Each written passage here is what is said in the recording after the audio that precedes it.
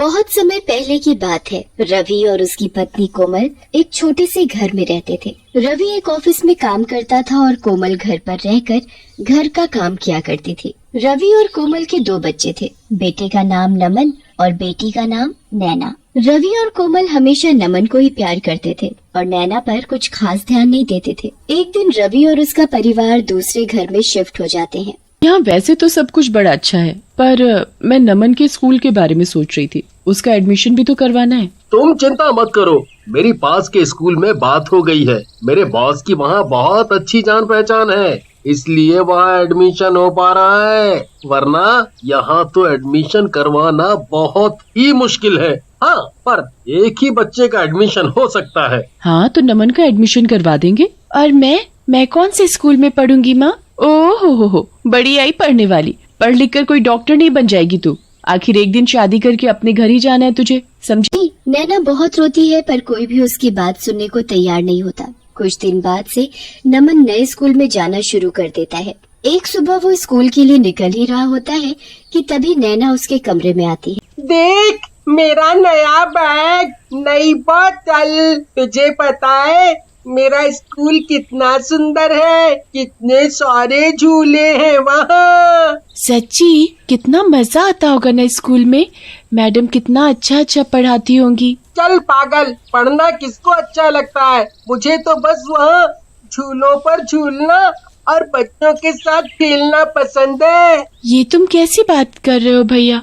पता है पापा कितनी मुश्किल से तुम्हारी पढ़ाई का खर्चा उठा रहे हैं और तुम ऐसी बातें कर रहे हो। मैं तुझे जो बोल रहा हूँ तू बस अपने तक रखना, समझी? वरना मम्मी से तेरी शिकायत कर दूंगा और तुझे तो पता ही है फिर मम्मी तेरा क्या हाल करेगी। तभी वहाँ कोमल आ जाती है। कितनी देर हो गई नमन? चलो जल्दी स्कूल जाओ वरना बस निकल जाएगी। नमन स्कूल के लिए निकल जाता है। नैना पूरा दिन अपनी माँ के साथ घर के कामों में ही हाथ बटाती रहती है। उसे स्कूल न जाने का बड़ा ही दुख होता था, पर वो कुछ भी नहीं कर सकती थी। एक रात नैना को नींद नहीं आ रही होती, तो वो खिड़की पर जाकर खड़ी हो जाती है और बाहर की ठंडी हवा ले रही होती है। नैना खड़ी खड़ी स्कूल के बारे में सोच ही रही होती है कि तभी उसे आवाज आती है, B80 बैट, C80 कैट। अरे, ये इतनी रात में बच्चों के पढ़ने की आवाज कहाँ से आ रही है? नैना और ध्यान से लगाकर सुनने की कोशिश करती है, तो इस बार फिर से उसे आवाज आती है, चलो बच्चों, अब अपनी हिंदी की कॉपी निकालो। मैं आज तुम सबको एक कहानी सुनाऊंगी। अरे, ये तो किसी टीचर की आवाज है जो बच्चों को पढ़ा रही है। पर इतनी रात में कौन सी टीचर बच्चों को पढ़ा रही है? नैना इधर उधर देखती है तो उसे थोड़ी दूर पर एक बिल्डिंग दिखती है, जिसकी एक खिड़की से लाइट आ रही होती है और उसी खिड़की से बच्चों और टीचर की आवाजें भी आ रही होती है। अच्छा, ये आवाजें यहाँ से आ रही हैं, पर इतनी रात में मुझे जाकर देखना चाहिए। नैना बिना डरे चुपचाप घर के बाहर निकल पड़ती है और उस बिल्डिंग के पास जाती है। बिल्डिंग पर विद्यालय लिखा होता है। नैना बिना सोचे समझे स्कूल के अंदर घुस जाती है। अंदर एक अजीब शक्ल की औरत रिसेप्शन पर बैठी होती है। तुम्हारी क्लास कब से शुरू हो गई है? चलो जल्दी जाओ और कल से लेट मत आना। मेरी क्लास? पर मैं तो यहाँ पहली बार आई हूँ। कोई नहीं, चलकर देख ही लेती हूँ। नैना ऊपर जाती है तो वहाँ एक मैडम हाथ में फाइल लेकर घूम रही होती है। चलो जल्दी जाओ क्लास में, वरना मैम बहुत गुस्सा करेंगी। पर मैं तो बातें बाद में करना, चलो भी क्लास में जाओ। नैना को कुछ समझ नहीं आ रहा होता कि आखिर उसके साथ ये क्या हो रहा है। वो पहली बार स्कूल में आई है और सब लोग उसके साथ ऐसा व्यवहार कर रहे हैं जैसे वो उसी स्कूल की बच्ची है। नैना क्लास में घुसती है तो उसकी आंखें फटी की फटी रह जाती हैं। वहाँ एक चुड़ैल भूतिया बच्चों को पढ़ा रही होती है। नैना जोर से चिल्लाती है, आ बचाओ! शोर मत मचाओ, दिख नहीं रहा बच्चे टेस्ट कर रहे हैं। और तुम इतनी देर से क्यों आई हो? चलो अब अंदर आकर बैठो और कल से लेट मत आना। नैना को कुछ समझ नहीं आ रहा होता कि वो क्या करे। उसकी डर के मारे वहाँ से भागने की भी हिम्मत नहीं हो रही होती। अब क्या बाहर ही खड़े रहना है? बोला ना अंदर आकर बैठो। चलो जल्दी आओ। जी मैडम। नैना चुपचाप एक खाली सीट देखकर वहाँ बैठ जाती है।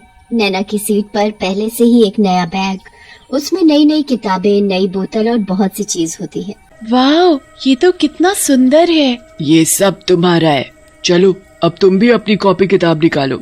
नैना अपने बैग से कॉपी और किताब निकालती है। बाकी भूतिया बच्चों के साथ पढ़ने लगती है। चुड़ैल टीचर बच्चों को बड़े ही प्यार और अच्छे से पढ़ा रही होती है। नैना अपनी पढ़ाई में इतना खो जाती है कि उसका डर कुछ ही देर में अपने आप खत्म हो जाता है। वो पूरा ध्यान लगाकर चुड़ैल टीचर का पढ़ाया हुआ समझती है और उसे बड़ा ही मजा आता है। क्लास होने के बाद चुड़ैल टीचर सबको टॉफी भी देती है। Thank you madam. अब कल टाइम से स्कूल आना, ठीक है? फिर तुम्हें रोज टॉफी मिलेगी। ठीक है मैडम। पर एक बात याद रखना। क्या बात मैडम? यही कि किसी को भी इस स्कूल के बारे में नहीं बताना, वरना कोई तुम्हें यहाँ दोबारा नहीं आने देगा। मैं किसी को नहीं बताऊंगी। नैना के स्कूल की छुट्टी रात के 3:45 पर हो जाती है और फिर वो अपने घर आकर चुपचाप सो जाती है। नैना अगले दिन उठती है पर किसी को भी रात की बात के बारे में कुछ नहीं बताती, क्योंकि उसे डर होता है कि उसके स्कूल के बारे में जानने के बाद उसके माँ बाप उसे दोबारा वहाँ नहीं जाने देंगे। नैना इसी डर से रात के स्कूल वाली बात किसी को भी नहीं बताती। नैना को तो बस पढ़ने का इतना शौक होता है कि उसे कोई फर्क ही नहीं पड़ता कि उसे आधी रात में एक भूतिया स्कूल में जाना पड़ रहा है और वहाँ पढ़ने और पढ़ाने वाले सब भूत चुड़ैल हैं। नैना रात के 12 बजने का इंतजार करती है। जैसे ही 12 बजते हैं वो दोबारा उसी भूतिया स्कूल में पढ़ने जाती है और खूब मन लगाकर पढ़ती है। कितना अच्छा लग रहा है यहाँ, कितना सब सीखने को मिल रहा है। सच में मुझे भी पढ़ने का बहुत शौक है। पर तुम सब भूत कैसे बन गए? ये टीचर भी। एक दिन इस स्कूल में आग लग गई थी और बहुत से बच्चे और टीचर उसमें जलकर मर गए। इस स्कूल का मालिक भी उसी में जलकर मर गया। उस दिन से ये स्कूल बंद है, पर हम लोग आज भी अपनी मैडम से पढ़ते हैं। नैना रोज रात को उस स्कूल में जाती और सभी भूतिया बच्चों के साथ क्लास में बैठकर पढ़ाई करती। कभी कोई चुड़ैल उन्हें पढ़ाती तो कभी कोई चुड़ैल, पर सभी चुड़ैल टीचर बड़ी ही अच्छी होती हैं और वो सब बच्चों को खूब प्यार करती हैं। नैना को उस स्कूल में पढ़ते पढ़ते काफी साल हो जाते हैं और उसकी पढ़ाई पूरी हो जाती है। कभी किसी को नैना के स्कूल के बारे में कुछ पता नहीं चलता। नैना और नमन काफी बड़े हो जाते हैं। नमन इतने अच्छे स्कूल में पढ़ने के बावजूद भी नालायक होता है और नैना बहुत ही होशियार हो चुकी होती है। एक दिन कोमल और रवि नमन पर चिल्ला रहे होते हैं। मैंने अपना सब कुछ तेरी पढ़ाई पर लगा दिया, पर तूने सब बर्बाद कर दिया। जब देखो फेल फेल फेल। अब तो हद हो गई है। मेरे पास अब एक पैसा नहीं बचा जो मैं तेरी पढ़ाई पर लगा सकूं, समझा? आपने मेरे ऊपर पैसे लगाए हैं तो कुछ एहसान नहीं किया है, और मैंने तो अपनी तरफ से पढ़ाई की है ना।